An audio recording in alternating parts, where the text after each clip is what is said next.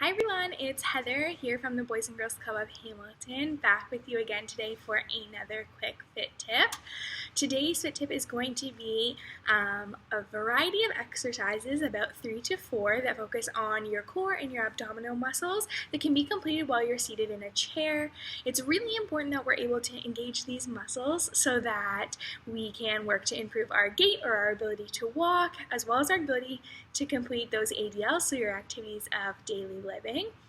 Please feel free to take breaks as you need them, as well as just push yourself to your body's ability. So if completing only one set tires you out, or you start to feel that comfortable discomfort, please feel free to take a break and try again tomorrow. If you are able to push yourself to do an extra set or an extra 2 reps of the exercise, that is also amazing. Okay, let's get right into it. So we will, again, need a chair. So I'm going to back myself up, and then we'll get started with exercise number 1. Alright, so we'll start with exercise number 1. So for this one, it's really important that you're sitting just on the edge of your chair here with your feet nice and flat out in front of you. Our hands are going onto our knees.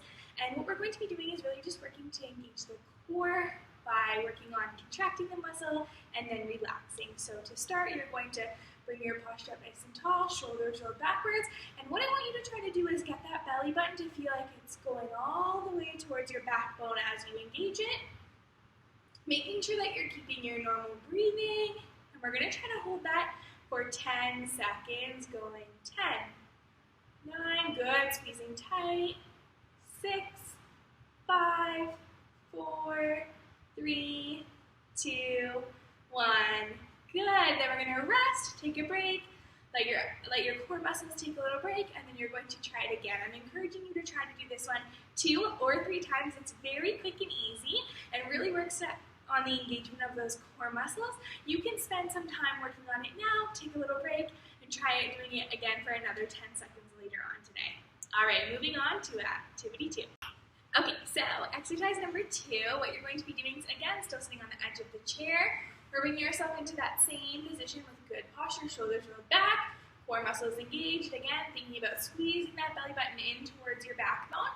This time we're going to focus a little bit more on the obliques, so that's these outside abdominal or core muscles. So we're going to do one side first. We're reaching down nice and slow and controlled on the way back up. Going 1,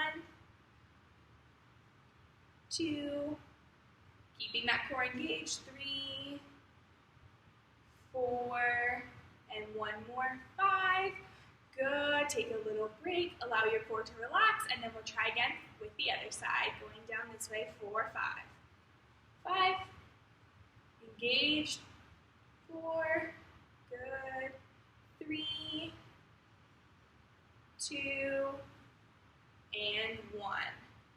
Great job. Just a reminder that we're making it nice and controlled both on the way down as well as the way back up. You're going to do 5 on each side, and I'm going to encourage you to take a break after those 10, and then again repeating 2 to 3 more times. All right, let's check out exercise number 3. Okay, so here we are with number 3. So for this one, we're keeping our feet in the same position as they have been, so about hip width apart, flat on the floor. This time, we're bringing our arms up so that they're making kind of like a football goal post, or 2 L's, one backwards, one forwards. This time, as you start to engage your core and squeeze that belly button towards your backbone, you're going to lean backwards just slightly, as much as you can, keeping it controlled. Do not let yourself flop into your chair. So just nice and controlled backwards, 2, 3, and then same thing up, 2, 3. Back down, 2, 3, nice and controlled, up, 2, 3. Good. You should feel this one a little bit more in your core. I'm going to remind you that we're not just flopping back into our chair, because then we're not engaging our core muscles to our full potential. Additionally, if having our hands up at the sides is a little bit too challenging, you can place them on your knees. Just ensure that when you're coming back into this upright position, that you're not using your knees to support you.